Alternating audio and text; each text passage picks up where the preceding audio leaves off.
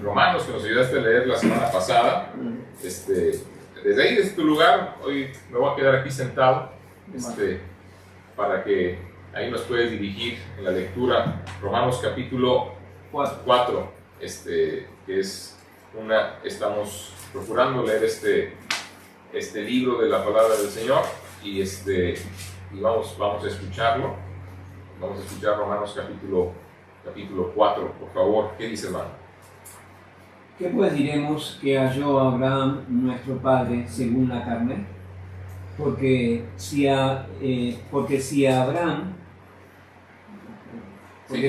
fue justificado por las obras, tiene de qué gloriarse, pero no para con Dios. Porque, ¿qué dice la Escritura? Creyó Abraham a Dios y le fue contado por justicia. Pero al que obra no se le cuenta el salario como gracia, sino como deuda. Mas al que no obra, sino cree en aquel que justifica al impío, su fe le es contada por justicia. Como también David habla de la bienaventuranza del hombre a quien Dios atribuye justicia sin obras, diciendo: bienaventurados aquellos cuyas iniquidades son perdonadas y cuyos pecados son cubiertos. Bienaventurado el varón a quien el Señor no inculpa de pecado. ¿Es pues la bienaventuranza solamente para los de la circuncisión o también para los de la incircuncisión? Porque decimos que a Abraham le fue contada la fe por justicia. ¿Cómo pues le fue contada? ¿Estando en la circuncisión o en la incircuncisión? No en la circuncisión, sino en la incircuncisión. Y recibió la circuncisión como señal, como sello de la justicia, de la fe que tuvo estando aún incircunciso, para que fuese padre de todos los creyentes no circuncidados, a fin de que también a ellos la fe les sea contada por justicia. Y padre de la circuncisión para los que no solamente son de la circuncisión, sino que también siguen las pisadas de la fe que tuvo nuestro padre Abraham antes de ser circuncidado. Porque no por la ley fue dada a Abraham o a su descendencia la promesa de que sería heredero del mundo, sino por la justicia de la fe. Porque si los que son de la ley son los herederos, vana resulta la fe y anulada la promesa. Pues la ley produce ira, pero donde no hay ley tampoco hay transgresión. Por tanto, es por fe, para que sea por gracia, a fin de que la promesa sea firme para toda su descendencia, no solamente para la que es de la ley, sino también para la que es de la fe de Abraham, el cual es padre de todos nosotros. Como está escrito: te he puesto por padre de muchas gentes, delante de Dios a quien creyó, el cual da vida a los muertos y llama las cosas que no son como si fuesen. Él creyó en esperanza contra esperanza, para llegar a ser padre de mucha gente, conforme a lo que se había dicho: así será tu descendencia. Y no se debilitó en la fe al considerar su cuerpo, que estaba ya como muerto, siendo de casi 100 años, o la esterilidad de la matriz de Sara. Tampoco dudó por incredulidad de la promesa de Dios, sino que se fortaleció en fe, dando gloria a Dios, plenamente convencido de que era también poderoso para hacer todo lo que había prometido, por lo cual también su fe le fue contada por justicia. Y no solamente con respecto a él se escribió que le fue contada, sino también con respecto a nosotros, a quienes ha de ser contada, esto es, a los que creemos en el que levantó de los muertos a Jesús, Señor nuestro, el cual fue entregado por nuestras transgresiones y resucitado para nuestra justificación. Muchas gracias, hermano. Amén. Gracias a Dios por esa palabra. Decía que me iba a quedar sentado, pero yo no puedo enseñar sentado. La verdad, es un intento nada más. Y aquí está el atril, que es casi igual al tuyo, también, ¿no? Casi igual, la diferencia es que tiene esta estructura un poquito más rígida. Sí, pero bueno, ahí ya luego ya luego lo vas a estrenar, hermano, ¿eh? Ya estoy preparando el sermón, hermano, por favor. Vamos a seguir con la serie que hemos empezado, los unos por los otros. Y justamente en este libro, el libro de Romanos, nos encontramos muchas de esas expresiones. Ya hablamos la semana pasada de que somos miembros los unos de los otros. Hablábamos de varias cosas en torno a ello, simplemente recordando el hecho de que ser miembro habla de varias cosas. ¿Se acuerdan? Bueno, dijimos algunos énfasis, hablamos de algunas cosas. No sé si su mente pueda retomar alguna cosa que se haya quedado por ahí, o no, o les refresco la memoria un poquito, ¿verdad? Pues cosas muy prácticas y obvias. Por ejemplo, no podemos decir que no nos necesitamos. Sí, ningún cristiano puede funcionar por sí mismo. Necesitamos los unos de los otros. Ningún cristiano es más importante. La misma tónica, pero al mismo tiempo nos marca un matiz, ¿no? Estamos llamados a la humildad directamente, a reconocer que dependemos el uno del otro, pero hay una actitud de humildad que es esa virtud cristiana que cuando queremos tenerla realmente es cuando no la poseemos. Porque el que dice, mira qué humilde soy, mira, admira mi humildad, ¿no? Qué humilde soy, cuánto me quiero, mira nomás. Bueno, pero también cuando hablamos del ser miembros los unos de los otros, hemos de esforzarnos por guardar la unidad del cuerpo de Cristo. Porque uno de los graves problemas, les comentaba, es esa falta de identidad de que soy miembro de un cuerpo. Y siempre con la idea errada de la existencia de la Iglesia Universal. No existe la Iglesia Universal, digámoslo así, está en formación. Y el día que exista ya no será universal, porque estaremos todos reunidos en un solo lugar delante del Señor. Entonces serán creyentes de la Iglesia durante todos los tiempos de la era de la Iglesia, pero congregados, como la esposa del Cordero, ya en las mismas bodas, ¿no? Y ese es parte del problema, que a veces el no entender la doctrina de la iglesia, que cuando Pablo sí se refiere en general a la iglesia, no habla de una iglesia, una mega iglesia universal, habla de la cristiandad, diríamoslo así, pero habla y se dirige directamente a iglesias locales. Es grupo de creyentes pactados para proclamar y cumplir con la misión de Cristo, y que son el cuerpo de Cristo ahí, la iglesia que está en Corinto, la iglesia que está en Éfeso, la iglesia de Filipos, y así el apóstol Pablo, y Cristo aún también lo hace cuando escribe a las 7 iglesias del libro de Apocalipsis, ¿se acuerdan? Dirigiéndose a cada una de ellas. Entonces, tengámoslo en cuenta.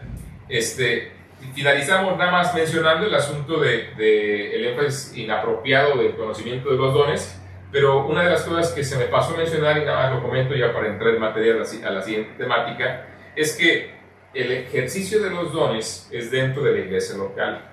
Una de las cosas que me llama mucho la atención es cuántos creyentes, y sobre todo jóvenes, están buscando plataformas para realizar sus ministerios y no se dan cuenta que el ministerio y la única entidad con potestad divina para realizar ministerio bíblico, ministerio espiritual, es la Iglesia de Cristo. No es nada más. Ahora, el detalle es que a veces se buscan, pues, ya sean ministerios de música y estas cosas. Y recuerdo, tengo todavía muy presente una entrevista que le hicieron a Steve Green y que le preguntaban, ¿qué hacemos para poner nuestro ministerio musical? Y él respondió lo siguiente: la primera plataforma que tienes que buscar es tu iglesia local.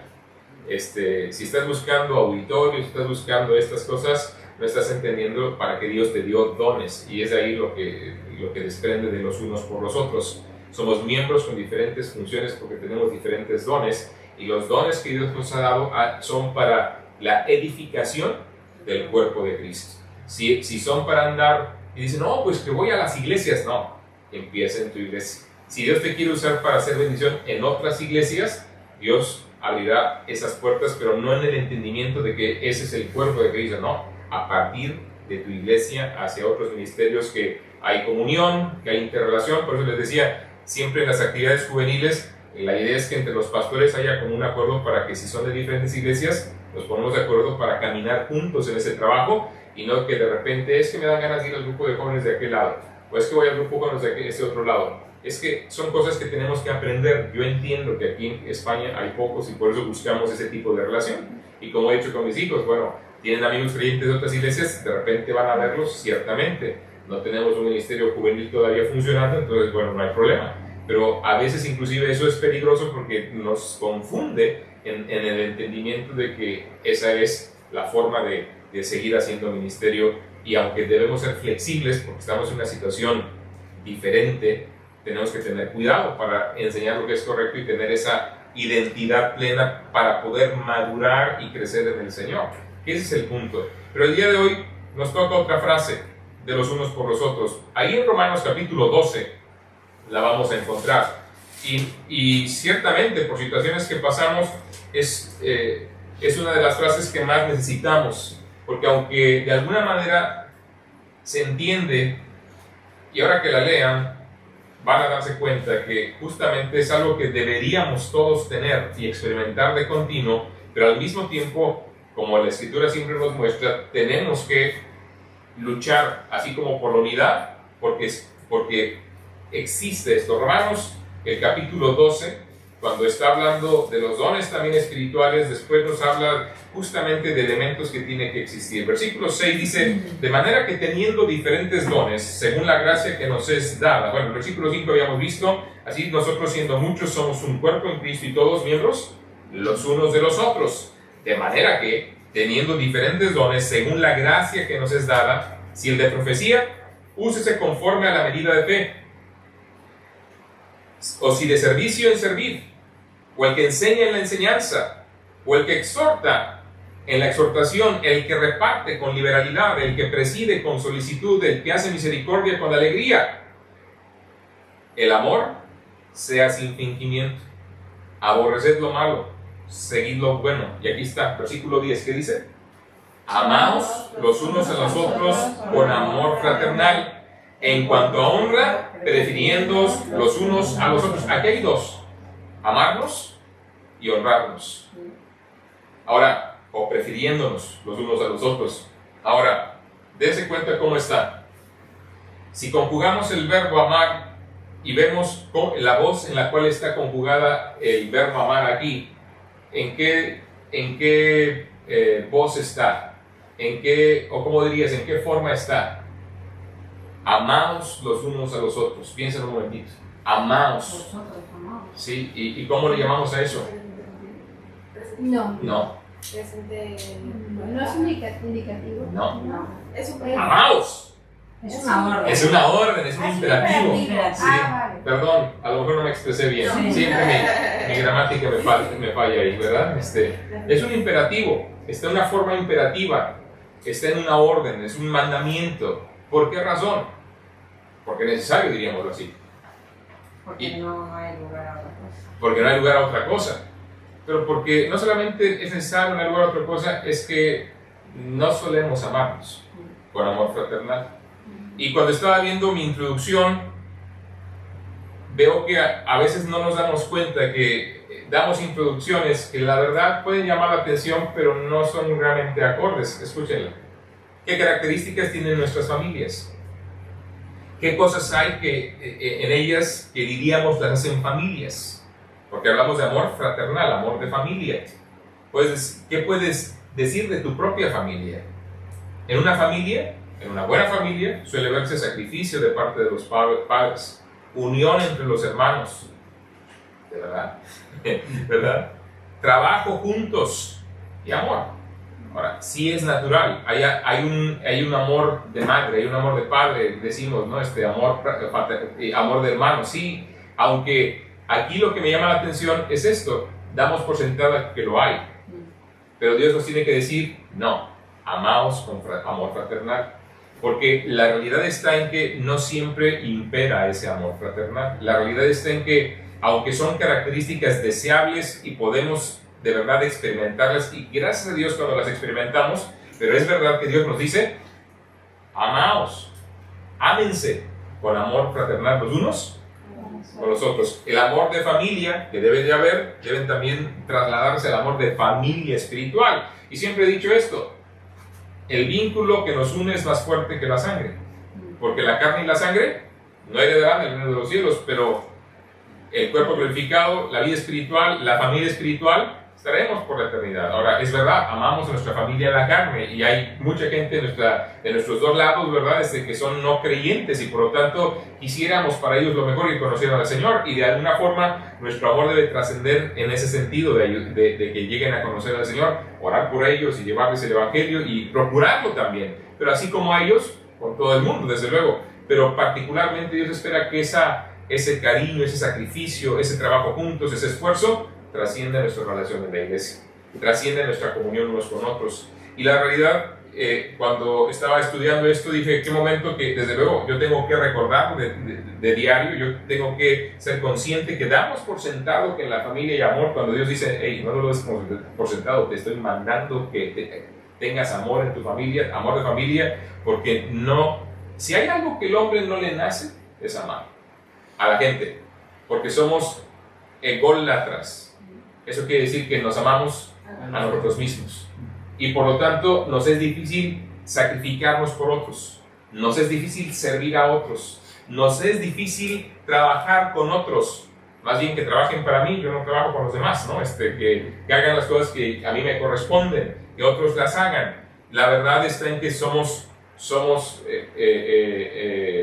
no constantes en ello, y Dios nos tiene que decir, amaos los unos a los otros. Habla del amor de familia que debe de haber en la iglesia, como familia de Dios, como la familia, la gran familia de Dios, y podemos tomar como ejemplo nuestras familias, sí, porque es más natural que haya ahí el amor, pero también es verdad que no siempre pondera. Nuestras familias no son perfectas, pero sí son especiales todas ellas, desde luego. Ahora, cuando hablamos de la familia de Dios, la Biblia enseña con bastante frecuencia que la iglesia es como una familia. Y vamos a ver algunas de estas porciones donde muestran que a la iglesia como familia. Vamos primero a los Tesalonicenses capítulo 4. Primero a los Tesalonicenses capítulo 4. Y si me regalas un poquito de agua, te lo agradezco, ¿no? Porque, sí, porque ya está seco esto. Y si a mí se me pasas el control del aire, porque lo puse a oscilar y sinceramente se siente, aquí está en donde siempre está, aquí está, y como que así menos lo siento, no sé, oscilante, como que es que no tiene todo el poder que tiene allá en tu casa.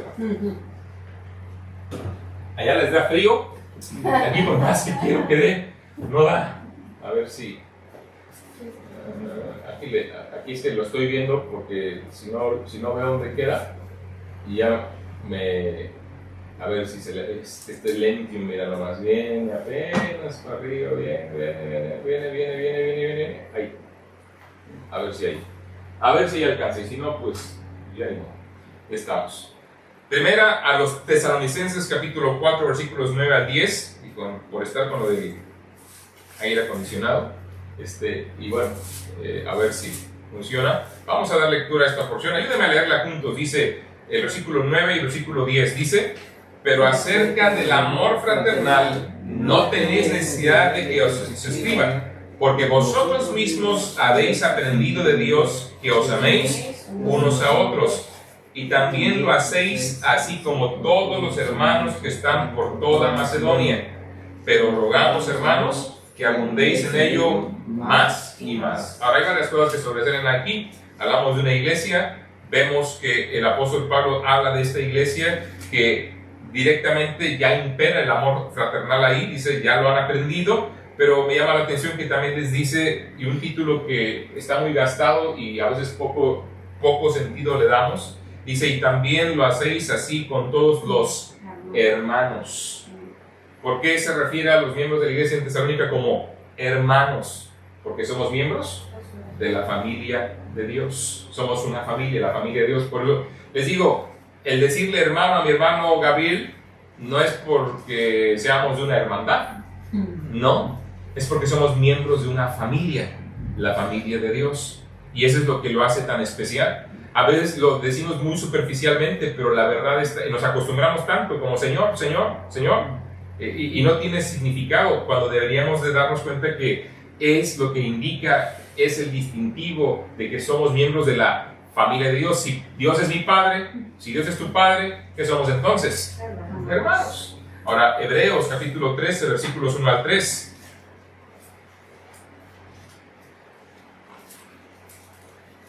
Hebreos 13, y una vez más dice: permanezca el amor fraternal, amor de hermanos, amor de familia, amor fraternal.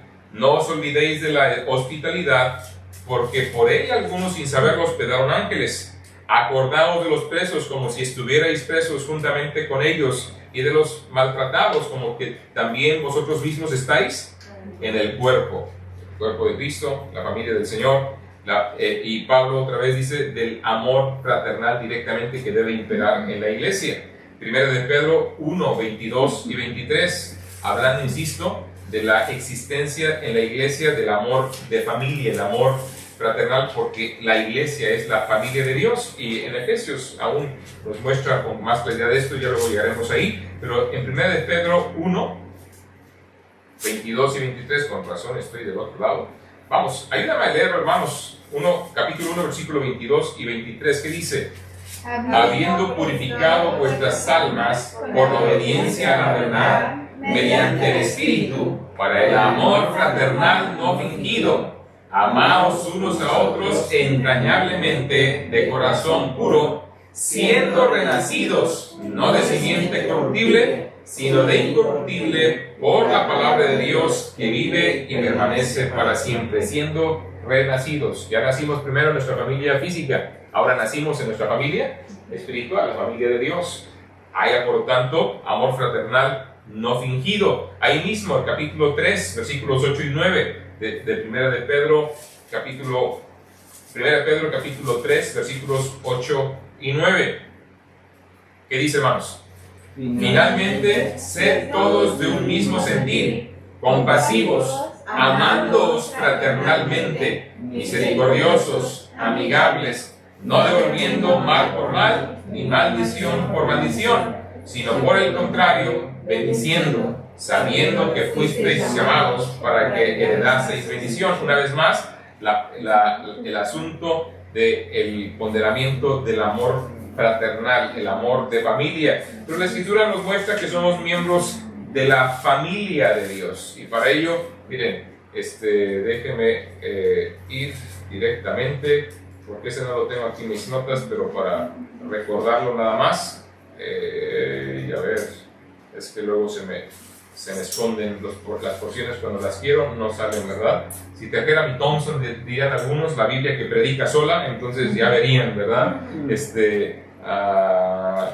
Y mira, en aquel tiempo, dice, estaba sin Cristo, ajenos de la ciudadanía, pero Efesios, sí, pero estoy intentando ubicarlo porque no. Efesios, ¿qué? Dice Efesios 3, porque es nuestra paz, capítulo 2 debe ser, ajá. No, ahí va. Sí, aquí está. Aquí debe ser. En el 2, sí, desde el 12 en adelante. Dice, a ver, en aquel tiempo estabais sin Cristo, alejados de la ciudadanía de Israel y ajenos de los pactos de la promesa y sin esperanza y sin Dios del mundo. Pero ahora en Cristo Jesús, vosotros que en otro tiempo estabais lejos, habéis sido hechos cercanos por la sangre de Cristo. Porque Él es nuestra paz, que de ambos pueblos hizo uno, derribando la pared intermedia de separación del pueblo judío y el pueblo gentil, uno solo, aboliendo en su carne las enemistades, la ley de los mandamientos expresados en ordenanzas, para crear en sí mismo de los dos un solo y nuevo hombre, haciendo la paz, y mediante la cruz reconciliar un solo cuerpo, matando en ella las enemistades, y vino, no, este no era el pasaje. El que tú quieres. El 19, ahí está, el 19. Así que ya no sois extranjeros ni advenedizos, sino conciudadanos de los santos y miembros de la familia de Dios, edificados pues sobre el fundamento de los apóstoles. ¿Miembros de cuál familia? De la de Dios. De la de Dios. Yo sabía que estaba en Efesios por ahí, ¿verdad? En el contexto que le estaba diciendo, pero como no lo anoté, ahí están los problemas de la memoria COVID, de la memoria post-COVID, ¿verdad? Que no da con exactitud a los textos. Muy bien, éramos, ya no somos extranjeros, ya no somos advenedizos, ahora somos conciudadanos con los santos y miembros de la familia de Dios. Efesios 2, 19. Ahí está, hay que a ver si lo puedo anotar ahí para que no se me olvide. Ahora, ya en la lección anterior hablábamos del cuerpo humano como una analogía para representar a la iglesia, pero ahora vemos que la Escritura nos muestra que la iglesia es como una familia y por lo tanto en ella debe existir, como hemos visto en nuestros pasajes, amor fraternal, amor de familia. Ese concepto de familia añade varias dimensiones que no podemos apreciar cuando hablamos de un cuerpo, porque si hablas de un cuerpo, no hablas de ternura. Aunque algunos dicen, ay, qué tierno se ve, ¿verdad? Como osito, apachurrable o papachable, como dices a mí. O cuando hablamos del cuerpo, no hablamos de cuidado en el sentido, o sea, no expresa el cuerpo en sí cuidado. Hay que cuidar al cuerpo, naturalmente. Pero en la familia puede haber ternura, puede haber calidez, debe haberlo, debe haber lealtad, debe haber cuidado, debe haber sacrificio, debe haber comprensión, debe haber comunicación. ¿Cuántas cosas debe haber en la familia? Ahora pensamos en esto. Es lo que Dios quisiera que nuestras familias fueran, pero naturalmente es lo que Dios impera o quiere o manda ahora que existe en su familia. La familia de Dios, amados con amor fraternal. En suma, en una familia hay emoción, en una familia puede y debe haber devoción. Esto debe estar presente en este grupo de personas que somos la familia de Dios como en ninguna otra cosa. El hecho de buscar con devoción y emoción adorar al Señor, el hecho de buscar también cuidarnos los unos a los otros, ser respetuosos los unos a los otros, y hay que recordárnoslo, porque luego en el trajín de la vida se nos olvida, y es ahí donde perdemos esa calidez, y es ahí donde perdemos la ternura, y es ahí donde perdemos también la lealtad, sin recordar que somos miembros de una familia. Pero bueno, volviendo a la frase, que debemos llamarnos con qué tipo de amor, hermanos? Fraternal. Filadelfia, filial, amor de familia, amor entre hermanos, amor entre esposos, padres e hijos. Somos la familia de Dios. Ya lo leímos en Efesios capítulo 2, pero veamos lo que dice Efesios capítulo 3, versículos 13 al 15 en ese mismo sentido. Efesios capítulo 3.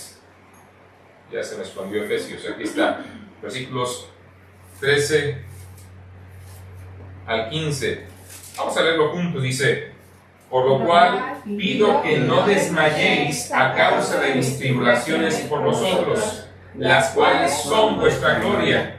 Por esta causa doblo mis rodillas ante el Padre de nuestro Señor Jesucristo, de quien toma nombre toda familia en los cielos y en la tierra. Ahora, aquí Pablo está aludiendo a una cosa, que Dios es nuestro Padre y que de Él tomamos nombre. Y ya lo mencioné hace rato, por eso nos llamamos hermanos los unos a los otros. Y habría que hacer un mensaje directamente, hermanos los unos de los otros, aunque no lo dice así la Escritura, pero así lo somos, ¿verdad?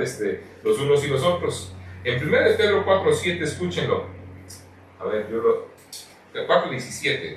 Estoy diciendo 7 y que este no es. 1 Pedro 4:17. Dije 7, pero dice: porque es tiempo de que el juicio comience por la casa de Dios. Y si primero comienza por nosotros, ¿cuál será el fin de aquellos que no obedecen al Evangelio de Dios? Ahora la pregunta es esta: cuando se refiere Pedro a la casa de Dios, ¿a qué se refiere? A la iglesia, ¿no? A la iglesia, a su familia, a la familia de Dios. La analogía también de casa se refiere al hogar, a la familia directamente, a los miembros de la familia de Dios. Dios en su palabra, y como ya leímos en Efesios 2:19, se refiere a la iglesia como familia. Y Cristo habló de la gente que éramos no solo sus amigos, sino también sus hermanos. Aquí están mis hermanos, mi padre y mi madre. ¿Se acuerdan cuando llegaron ahí en los evangelios? Dice la Escritura que estaba él enseñando y por ahí estaba María y sus hijos, venían a buscar al Señor y estaban fuera por la multitud, y alguien le mandó a decir: hey, tu padre, tu madre y tus hermanos te buscan. Y él señaló: aquí está mi padre y mis hermanos, mi madre y mis hermanos. Todos los que hacen la voluntad de Dios son mi madre y mis hermanos, directamente hablando de mi familia. Pero como les insistí hace rato, la palabra hermanos es importante, porque démonos cuenta que en la Biblia se utiliza, al menos en el Nuevo Testamento, 230 veces. ¿Eres curiosito para contar cosas? Bueno, conté las veces que en el Nuevo Testamento se aparece la palabra hermanos. 230 veces. Y si creemos que la Biblia es inspirada por Dios, y si creemos que la promesa de Cristo de que ni una jota ni una tilde de la ley pasarían, los cielos y la tierra pasarían, pero ni una jota ni una tilde, claro, de la ley, pero de su palabra se refería, pasarían. Cada palabra tiene su trascendencia. Los cielos y la tierra pasarán, pero mis palabras no pasarán. Y 230 veces se refiere a los creyentes en Cristo como hermanos, miembros pues de su familia. Somos hermanos en Cristo, somos familia, por lo tanto tenemos que actuar como tal, amándonos como familia, unos a otros. Estamos también vitalmente relacionados por una herencia común, la herencia espiritual que tenemos en Cristo Jesús. En el libro de Efesios dice el apóstol Pablo, fíjense, versículo 3 al 5, bendito sea el Dios y Padre de nuestro Señor Jesucristo, que nos bendijo con toda bendición espiritual en los lugares celestiales en Cristo. Ahora, noten primero el tiempo del verbo en que está. ¿Cuándo nos bendijo? Nos bendijo, dice, con toda bendición espiritual en los lugares celestiales. Es un hecho, Efesios 1:3, sí, perdón, no dije la cita, capítulo 1, versículo 3, Efesios 1:3. Cristo ya nos ha bendecido en lugares celestiales. ¿Alguna vez has ido al cielo? No. La Biblia dice que ya ha sido bendecido en lugares especiales. Celestiales. ¿Qué dije? Especiales.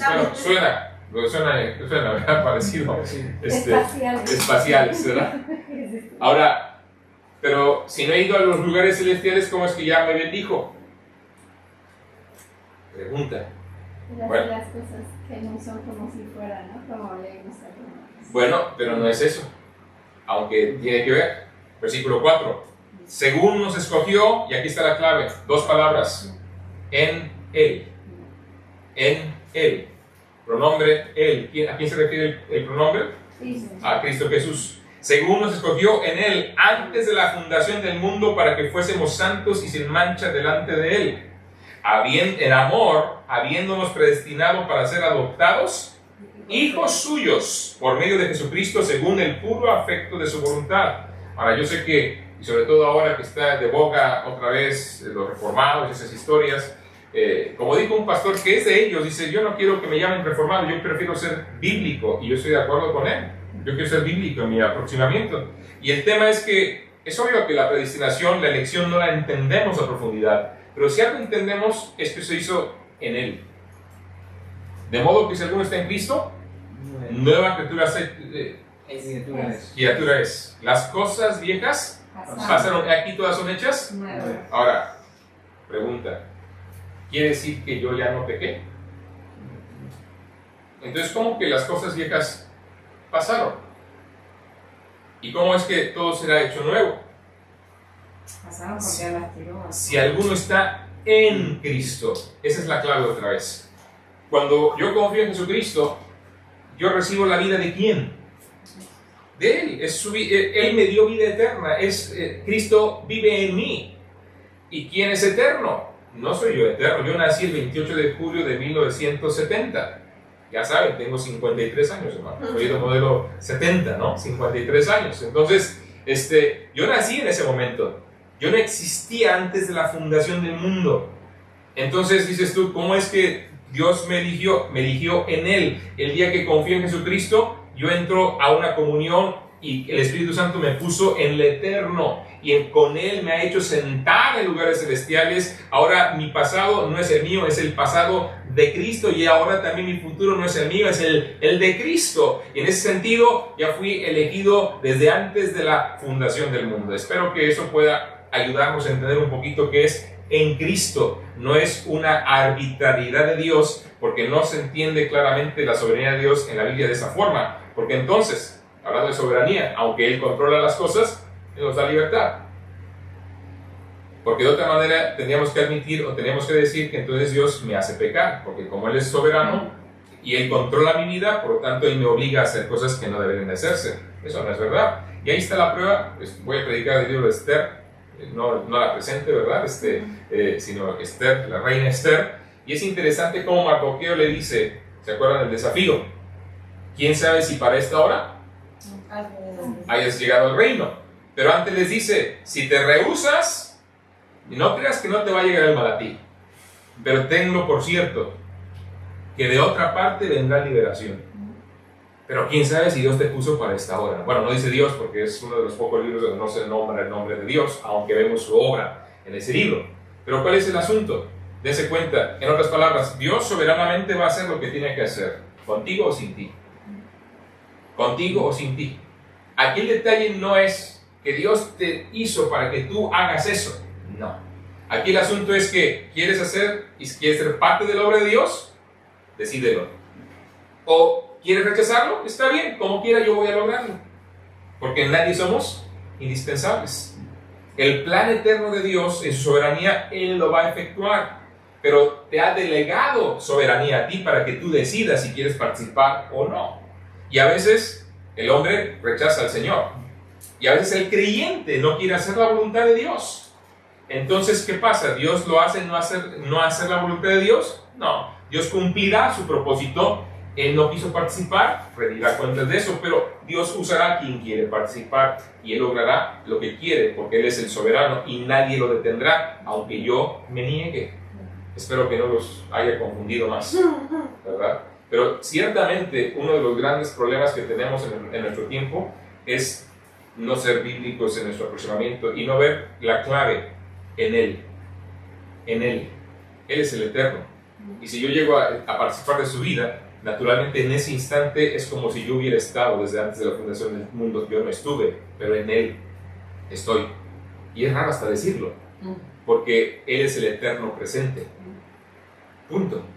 Y si yo estoy en Él, ¿se dan cuenta? Mi cabeza hace ¡pum!, ¿verdad? Explota, pero al mismo tiempo digo, gracias Dios, porque ahí me doy cuenta que es tu vida, es tu obra, y no es la mía. No es mi valor, yo no soy digno de nada, es por su gracia que yo respondí a su palabra, y es que al momento de estar en Él, es que me convierte en esos elegidos antes de la fundación del mundo, porque con Él estuve en la eternidad pasada, y estaré en la eternidad futura, para nuestro punto de referencia finito, pero es en la existencia eterna, simple y sencillamente. Pero la Escritura y el énfasis aquí es que nos hizo para ser adoptados hijos suyos, miembros de la familia de Dios. Por lo tanto, tiene que haber un amarnos los unos a los otros con amor fraternal. Debe estar presente ese afecto mutuo, debe de haber ese amor que debe haber entre padres e hijos, esposo y esposa, hermanos y hermanas, y no porque estemos dándole por su lado a las ideologías, pero debe existir eso, porque son los miembros de la familia. Y ahora hay que aclararlo también. A veces en una familia, para ser familia no necesariamente tiene que haber hijos. Hay gente que no puede tener hijos de alguna forma, cuestiones clínicas, cuestiones simplemente problemas fisiológicos, no pueden. Bueno, así ha sido y no por eso no son familia. El hecho de que haya un matrimonio, ahí hay una familia. Y si a una persona le toca vivir solo porque simple y sencillamente no se pudo o no se quiso casar nunca, y dirán, entonces, ¿de qué familia es él? Pues de la familia que correspondió en su momento y nunca formó otra familia, pero sigue siendo miembro de esa familia, aunque vayan partiendo los miembros de esa familia, pero sigue siendo miembro de esa familia, nunca dejará de serlo. Ahora, pero démonos cuenta de esto. Nosotros debemos tener una devoción única entre hermanos de la iglesia porque somos una familia única. Cuando hablo de devoción, hablo de amor. Eso es lo que es la devoción, un amor sublime. A veces pensamos devoción, tiempo devocional. ¿A qué nos referimos? A un tiempo donde expreso mi amor por aquel que me amó a mí. Eso es lo que es el tiempo de devoción, o el devocional si quieren decirlo, ¿verdad? Como acostumbramos decir en la mañana, ¿no? Esa traducción del devotional en inglés, decirlo en español devocional, es el momento en el cual expresamos el amor a Dios, y esa devoción debe existir entre los miembros, en los hermanos de la iglesia, este amor único, devoción. ¿Y no les pasa que cuando llegamos a encontrarnos en un viaje con alguien que no es creyente, como que hay un clic y una devoción, una empatía, una confianza. Es más, gente que a lo mejor jamás en la vida habías conocido y lo conociste por ese viaje y como que nos hicimos entrañables inmediatamente. Cuando hay sintonía en la familia de Dios, hablando en lo espiritual, es obvio que genera esa misma actitud, y es lo que tenemos que verlo en el cuadro de la familia y tenemos que verlo en el cuadro de la familia de Dios. Ahora, recordemos esto: el matrimonio es un proceso en el cual debemos estar reflejando el amor de Cristo para con su iglesia en el matrimonio, y en el resultado de relación con los hijos de la misma forma. Fallamos con frecuencia, pero es ahí la necesidad de recordarlo y llegar a la Escritura y decir, bueno, Dios, me lo estás pidiendo, ¿cómo lo hago? ¿Sabes cuál es el principal motor para que esto sea una realidad en nuestras vidas? Miren Romanos capítulo 12, pero el versículo 1 y 2 ahora, que lo conocen. Romanos capítulo 12, versículos 1 y 2. Ya les he citado algo de esto, pero hay que recordarlo una y otra vez. Las primeras dos palabras son fundamentales del capítulo 12. ¿Cuáles son las dos primeras palabras? Así. ¿Y saben por qué? Porque nos vincula a todo lo demás, a todo lo anterior. Les enfaticé el versículo 35 y 36, pero la realidad está en que debemos incluir todos los 11 capítulos anteriores. ¿De qué tratan los 11 capítulos anteriores? Ahora lo vemos. Ahora no lo vamos a estudiar, simplemente lo menciono, no vas a pensar que no. Pero, así que hermanos, os ruego por las misericordias de Dios que presentéis vuestros cuerpos en sacrificio vivo, santo, agradable a Dios, que es vuestro culto racional. No os conforméis a este siglo, sino transformaos por medio de la renovación de vuestro entendimiento, para que comprobéis cuál sea la buena voluntad de Dios, agradable y perfecta. Hay muchas cosas aquí. Entregarnos al Señor. Presentarnos como sacrificio vivo. Tu cuerpo, escúchame bien, no es tu corazón, es tu cuerpo. Es que muchos jóvenes dicen hoy en día, o hermanos mayores, ¿no?, que andan ya adultos, quiero decir, que se ve que andan mal, y le dice uno, oye, corrige, ¿no? Veo que andas mal. Tú no puedes ver mi corazón, yo estoy bien con... A ver, pero veo lo exterior. La Biblia aquí dice que presentes tu cuerpo en sacrificio vivo, tu cuerpo, no solo tu corazón. Si es de verdad tu corazón del Señor, es tu cuerpo será del Señor. Pero a veces vivimos en esta generación que todo les duele, ¿no? No les puede uno decir nada porque luego es que tú no ves mi corazón. Pues no lo veo, pero sí veo cómo te vistes, sí veo cómo te comportas, sí veo, y eso me dice que no estás en el Señor, y por lo tanto te estoy exhortando. Tu cuerpo como sacrificio vivo, santo, agradable a Dios. Ahora, ¿pero cuál es el motor? Porque el problema está en que sé que eso tengo que hacer. ¿Qué creyente no sabe que debe de entregarse al Señor? ¿Qué creyente no sabe que tiene que seguir al Señor? ¿Qué creyente no sabe que no debe conformarse a este mundo, sino transformarse? Y tiene que experimentar y comprobar la buena voluntad de Dios agradable y perfecta. Todos lo sabemos, ¿no? Lo hemos escuchado. Y más los que hemos conocido el Evangelio ya por años. ¿Cuál es el motor? La clave está en las primeras frases. Así que, hermanos, os ruego por las misericordias de Dios. Ese así que nos vincula a todos los 11 capítulos anteriores. Capítulo 1 al 3 nos presenta lo miserables que somos, lo perdidos que estamos, la condenación que se cierne sobre la cabeza de todo ser humano por cuanto todos pecaron. Podemos resumirlo ahí, ¿verdad? O aquel ya estás dejando las ofrendas, hermano. O aquel pasaje mismo de Romanos 3, no hay quien busque a Dios, no hay ni siquiera un sepulcro abierto en su garganta, con su lengua engañan, veneno de áspides hay debajo de su lengua, y cosas así, ¿no? O sea, qué bonita raza humana, ¿no? Eso es lo que somos. Pero qué bien que del capítulo 4, o al final del 3, y el capítulo 4 y 5 nos muestra nos muestra la maravillosa gracia de Dios en todo el sacrificio de Cristo. Y luego nos muestra de su obra en el creyente y el poder del Espíritu Santo en la vida del creyente, para luego llegar aquí al capítulo 12. Dice, ¿te das cuenta de todas las misericordias de Dios que ha tenido por tu vida? Mira lo que merecías y mira lo que Dios hizo por ti. Así que te apelo al conocimiento que tienes de Dios y de sus misericordias para que te entregues, para que te pongas en el altar, para que seas un sacrificio vivo, santo, agradable a Dios.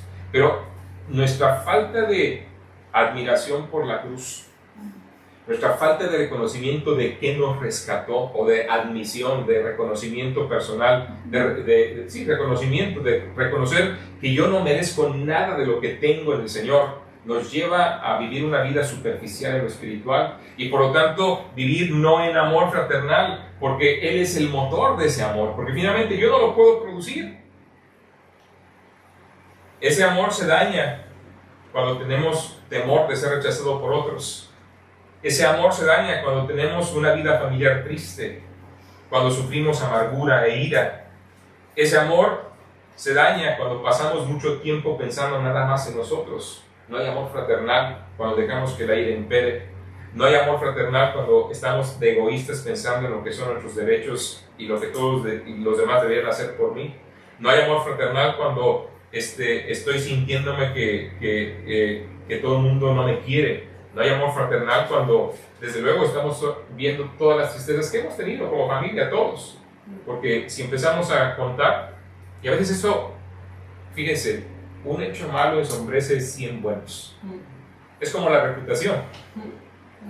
Qué difícil es generar una buena reputación y qué fácil es arruinarla.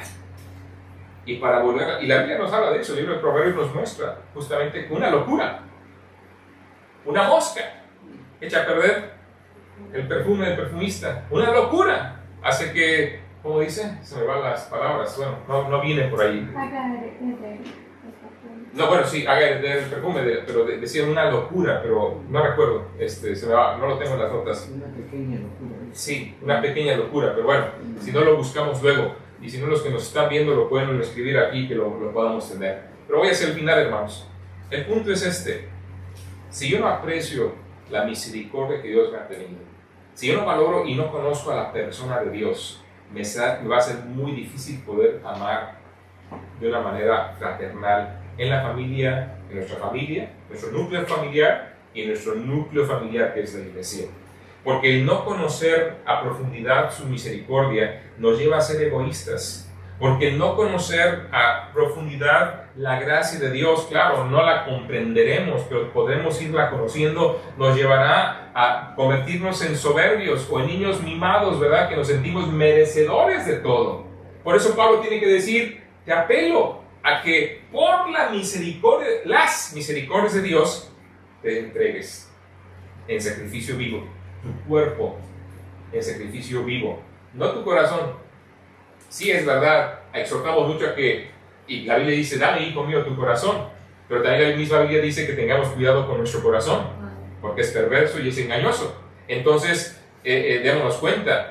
Y el corazón, desde luego, no lo podemos ver, pero cuando entendamos, cuando la Biblia habla en general del corazón, se refiere a la realidad del ser. Y la verdad es que la Biblia nos muestra que todo nuestro ser, espíritu, alma y cuerpo, debe estar entregado al Señor y ser hallado irreprensible. Por lo tanto, la apelación sigue. Pablo dice, por las misericordias de Dios, por el amor que Dios tuvo a este miserable, dicho de otra manera. Por el amor que Dios tuvo a este miserable, porque así nos tenemos que ver. Delante de Dios, ¿qué valor realmente tenemos?